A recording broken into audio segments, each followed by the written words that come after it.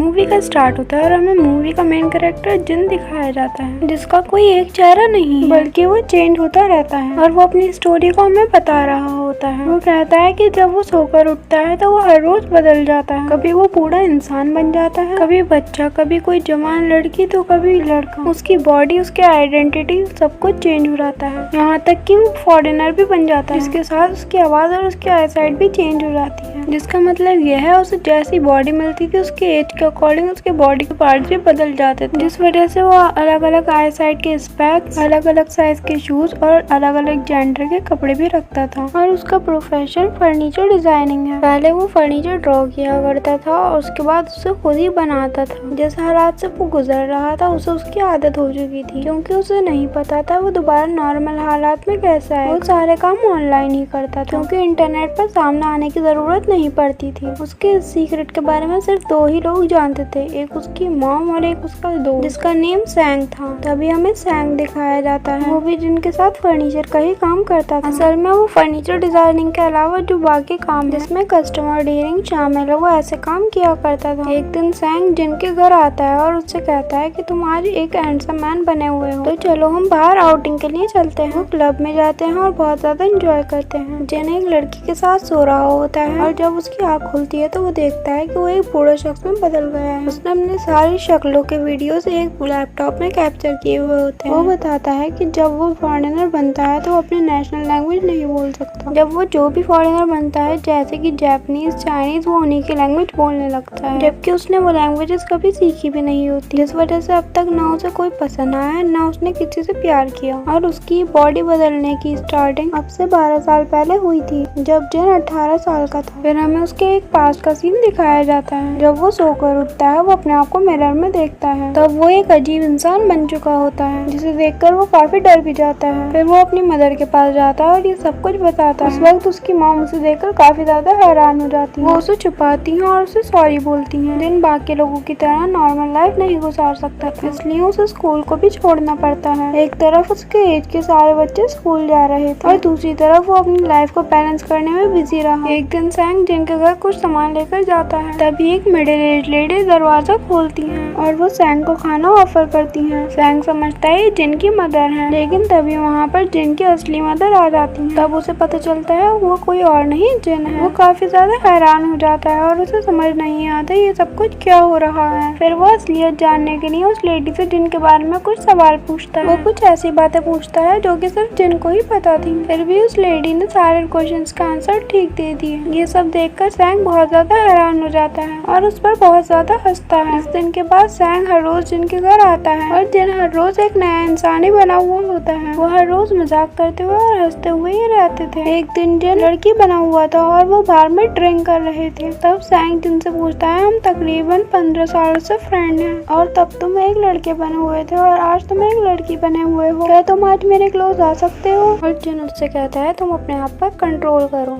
अगले दिन वो दोनों दोबारा मिलते हैं और जिन अब एक लड़का बना हुआ होता है और सैंग उसे बताता है वो जिस कंपनी में काम कर रहा है उस कंपनी का ओनर जिन के डिजाइन को चोरी कर रहा है। तभी जिन को एक आइडिया आता है और वो खुद की कंपनी बनाने का डिसीजन लेते हैं और उस कंपनी का नाम वो ANX चूज करते हैं। उसी वक्त ये लोग ये भी डिसाइड कर लेते हैं कि जिन फर्नीचर की डिजाइन बनाएगा और सैंग लोगों को हायर करके उन्हें बेचेगा। पहले जिन सिर्फ फर्नीचर मेकर होता है, लेकिन अब वो फर्नीचर मेकर और सप्लायर दोनों ही होता है। एक दिन जिन एक फर्नीचर शॉप पर जाता है और वहाँ पर वो कुछ नोट देख रहा होता है। तभी उसे सू नाम की लड़की देख रही होती है और सू उसी शॉप की वर्कर होती है। वो जिन से पूछती है तुम्हें क्या चाहिए? वो कहता है कि मुझे एक ऐसी चेयर चाहिए जिस पर मुझे बैठकर ऐसा फील हो कि मैं घोड़े पर सवार हूँ। ये सुनकर वो उसे ALX नाम की साइट दिखाती है और कहती है यहाँ पर तुम्हें सब कुछ बेस्ट मिल जाएगा। इसका मतलब ये होता है वो जिनकी बनाई हुई वेबसाइट उसे सजेस्ट कर रही होती है। जिन सू से कहता है क्या ये बात अलाउ है किसी दूसरे के सामान की तारीफ करना और उसकी फ्री में एडवर्टीजमेंट करना? ये सुनकर सू हंसने लगती है। उस दिन के बाद जिन हर रोज सू को वहाँ पर देखने जाया करता था और उसके अलग अलग फेसेस होने की वजह से सू कभी पहचान ही नहीं पाएगी वो जिन है। इसके बाद जिन को सू बहुत अच्छी लगने लगती है और उसे उससे प्यार हो जाता है। जिन के पास सू की शॉप के बहुत सारे विजिटिंग कार्ड्स जमा हो जाते हैं और वो अलग अलग कस्टमर बनकर हर रोज वहाँ पर जाता है। एक दिन जिन हैंडसम लड़का बना हुआ होता है, तभी वो सू की शॉप पर जाकर कुछ खरीदने लगता है और वो किसी तरह सू को डिनर पर जाने के लिए ऑफर करता है, लेकिन इसके लिए वो मना मना कर देती है। जिन सू से कहता है कि मैंने ये क्वेश्चन पूछने के लिए बहुत ज्यादा प्रैक्टिस की है और सू जिन के सिंसियर नेचर को देखकर हाँ कर देती है। जिन एक रेस्टोरेंट से खाना परचेज करके सू को अपने फर्नीचर बनाने वाली जगह पर ले जाता है, लेकिन वो अंदर जाने से मना कर देती है। जिन उससे कहता है ये लो मेरा सेक्रेटरी नंबर, मैं कोई गलत इंसान नहीं हूँ, लेकिन इसके बाद भी तुम्हें कुछ गलत लगे तो तुम इसकी कंप्लेन कर सकती हो। और फिर वो लोग अंदर चले जाते हैं। अंदर जाने के बाद सू ये समझ जाती है कि ये ANX कंपनी है, क्योंकि वहाँ के लोग ANX फर्नीचर को बहुत ज्यादा पसंद करते थे। वो दोनों डिनर करते हैं। उसके बाद जिन सू को उसके घर पर ड्रॉप कर देता है। फिर वो दोबारा अगले दिन मिलने का प्लान करते हैं, लेकिन यहाँ पर प्रॉब्लम ये थी अगर जिन सो गया तो वो बदल जाएगा। ये सोचते हुए वो हर घंटे का अलार्म लगाता है, जिस वजह से उसे नींद ना आए और साथ ही वो अपने आप को दूसरे कामों में बिजी रखने की कोशिश करता है। अगले दिन वो दोनों मिलते हैं और बहुत ज्यादा एंजॉय करते हैं। सू उससे पूछती है कि तुम ANX में क्या काम करते हो, तो जिन सू से कहता है कि मैं वहाँ पर फर्नीचर डिजाइनर। तभी वहाँ पर सैंग भी आ जाता है और वो दोनों वहाँ पर उसे देखकर चौंक जाते हैं। उसके बाद सू और सैंग अपने अपने घर चले जाते हैं और जिन वहीं पर काम करना शुरू कर देता है और वो जागे रहने की कोशिश करता है। अगले दिन वो दोनों दोबारा मिलते हैं और जिन कई दिनों से सोया नहीं होता, जिस वजह से जब वो सू को ड्रॉप करने जाता है तो वो वहीं पर बस में सो जाता है। और जब बस रुकने ही वाली होती है उसकी आँख खुलती है और वो अपने आप को देखता है तो वो मिडिल एज इंसान में बदल चुका होता है। स्टेशन पर रुकने के बाद वो देखता है सू उसका वेट कर रही है और वो वहाँ पर होने के बाद भी सू के पास नहीं जा सकता, क्योंकि अब वो मिडिल एज आदमी बन चुका था जो कि एक हैंडसम लड़का था। और अगर सू उसे इस तरह देखती तो वो घबरा जाती। इतनी देर में सू के पास उसके बॉस की कॉल आती है और वो चली जाती है। वो जिनको काफी ज्यादा कॉल करती है लेकिन वो रिसीव नहीं करता और उसे एक सॉरी का मैसेज ड्रॉप करता है। तभी जिन समझ जाता है कि उसकी ब्यूटीफुल लाइफ के एंड हो चुका है। तभी सू को रिप्लाई आता है। वो कहती है तुम कहाँ हो, मैंने तुम्हारा बहुत देर तक बस स्टैंड पर वेट किया। जिन सोचता है कि वो सू को बिना बताए ऐसे नहीं छोड़ सकता और उसको सारी रियलिटी सू को बतानी चाहिए। अगले दिन जिन एक लड़की बना हुआ होता है और वो सू से कहता है कि तुम मेरे साथ चलो। वो सू से कहता है कि मैं जिन के बारे में सब कुछ जानती हूँ। वो सू को लेकर अपनी फर्नीचर फैक्ट्री में आता है और वो अपने अलग अलग चेहरों की सारी वीडियो सू को दिखा देता है। वो सू को ये भी बताता है कि वो एक लड़का है और वो जब सोकर उठता है तो वो बदल जाता है और वो इतने दिन से जिसके साथ घूम रही है वो वही जिन। सू को उसकी बात पर यकीन नहीं होता और वो वहाँ से चली जाती है। काफी दिन गुजर जाने के बाद भी सू जिन को नहीं भूल पा रही थी और फिर एक दिन सू जिन से मिलने के लिए उसकी फैक्ट्री जाती है और तब जिन एक जापानीज लेडी बना हुआ होता है। फिर वो सू से अंदर आने के लिए कहता है। सू जिन से कहती है क्या तुम मुझे सच में लाइक करते हो? अगर तुम मुझे सच में लाइक करते हो तो तुम्हें मेरी एक बात माननी पड़ेगी। तुम्हें मेरे सामने एक बार सोना होगा। मैं तुम्हें एक बार अपने आंखों से बदलता हुआ देखना चाहती हूँ। जिन से पूछती है कि ये सब कुछ कब से हो रहा है और जिन उसे सब कुछ बता देता है। और इसी दौरान सू को जिन की असली एज जो कि 29 थी वो पता चल जाती है और सू की भी एज 29 ही थी। सू जिन से पूछती है कि तुमने मुझे ही चूज क्यों किया? जिन सू को बताता है मैंने अपनी इस कंडीशन को एक्सेप्ट कर लिया, लेकिन तुम्हें देखने के बाद मुझे तुमसे प्यार हो गया। इसके बाद वो दोनों सो जाते हैं। अगली सुबह जब वो दोनों उठते हैं तो जिन वहाँ पर आ जाता है जो कि एक हैंडसम लड़का बन चुका होता है। मतलब अब सोने के बाद वो चेंज हो चुका था। जिन ये सोचकर खुश हो जाता है कि सू सब कुछ जानने के बाद भी खुश है। इसके बाद वो दोनों एक साथ टाइम स्पेंड करते थे और हमेशा साथ ही रहते थे और हमेशा खुश ही रहते थे। अगले दिन सू जिन की गर्दन पर एक टैटू बनवाती है जिससे पता चले कि वो जिन ही है। एक रात सू के साथ जिन को पार्टी में जाना था, लेकिन वो एक बूढ़ी औरत बना हुआ था। वो सोने की काफी ज्यादा कोशिश करता है लेकिन उसे नींद नहीं आ पाती। पार्टी में सब अपने पार्टनर के साथ आए थे लेकिन सू बिल्कुल अकेली थी। सब लोग सू के पार्टनर को देखना चाहते थे और उससे पूछते हैं कि वो कहाँ पर है। सबने सू को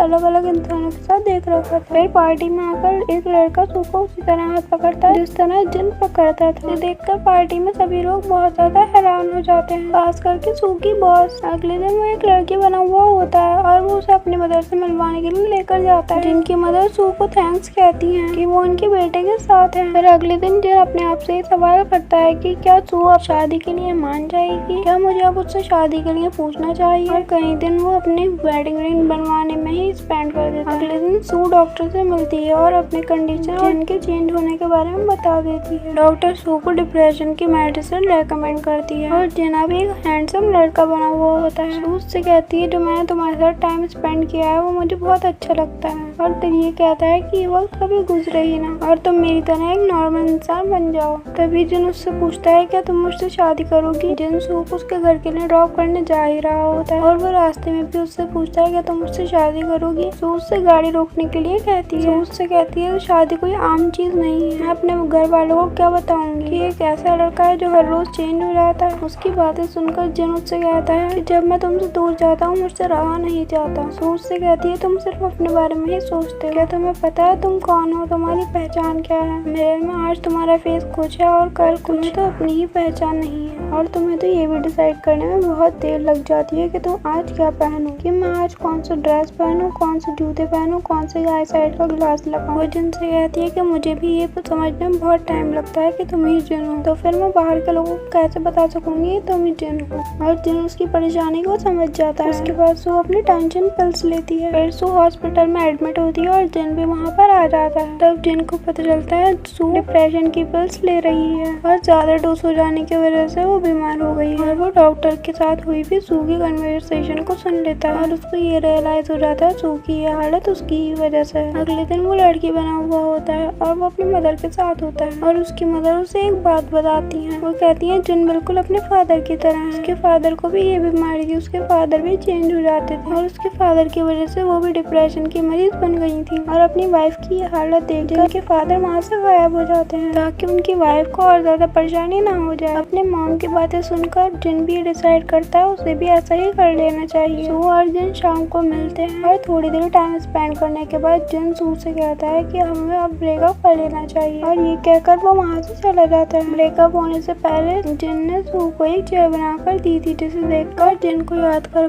सू रोती रहती है। अब 10 महीने गुजर जाते हैं और सू अब बिल्कुल नॉर्मल हो जाती है। एक दिन सू की बॉस उसे कुछ मशहूर डिजाइन की फोटोज दिखा रही होती है जिसे देखकर सू समझ जाती है कि जिनके डिजाइन की बॉस उससे कहती है कि ये डिजाइन बहुत ज्यादा खूबसूरत हैं, तुम्हें हमारे लिए ये डिजाइन बनवाने होंगे। फिर उसे ध्यान आता है कि वो अब तक लोगों के बारे में ही सोच रही थी कि लोग क्या कहेंगे, लेकिन असल में वो खुद भी जिन के बगैर नहीं रह पा रही और इसके साथ ही वो जिन को ढूंढने का डिसीजन लेती है। जिसके बाद हमें जिन को दिखाया जाता है जो कि ज़िक रिपब्लिक में एक डिजाइनर की तरह काम कर रहा होता है और वो वहीं का ही एक आदमी बना हुआ होता है जो कि उन्हीं की लैंग्वेज बोल रहा था। दूसरी तरफ सू जिन का एड्रेस मालूम करके वहाँ पर चली जाती है, लेकिन जिन उससे कहता है कि यहाँ पर जिन नाम का कोई भी इंसान नहीं रहता। जिस पर वो कहती है मैं मामा स्टूडियो से यहाँ पर आई, जो कि एक बहुत बड़ी फर्नीचर मार्केट है। वो जिन से रिक्वेस्ट करती है वो उसे अंदर आने दे। वो अंदर जाती है और उस आदमी का अलग अलग कपड़े, अलग अलग शूज और वही फर्नीचर देखती है जो जिन बनाता था। वो कहती है मेरी कंपनी को तुम्हारे डिजाइन बहुत पसंद, इसीलिए मैं तुमसे मिलना चाहती हूँ। उसके बाद वो कहती है जिन अब बस कर दो, मैं तुम्हारे साथ रहना चाहती हूँ, मैं बिल्कुल बदल गई हूँ। जिन कहता है तुम दोबारा बीमार हो जाओ। वो कहती है उस बीमारी से ज्यादा ये दर्दनाक लाइफ है जो मैं जी रही हूँ और वो जिन से माफी मांगती है। फिर वो दोनों वॉक पर चले जाते हैं। वो बताती है उसने जिन को एक बार चेंज होते हुए देख लिया था जिस वजह से वो काफी ज्यादा डर गई और उसने अपने आप को काफी ज्यादा समझाने की कोशिश की लेकिन वो नहीं समझा सकी। और वो कहती है मैं समझ गई हूँ, मैं तुम्हारे बिना नहीं रह सकती। और अब सू खुद जिन से शादी के लिए पूछती है और जिन उसे वही बनवाई हुई रिंग पहनाता है और यहीं पर इस मूवी की हैप्पी एंडिंग हो जाती है।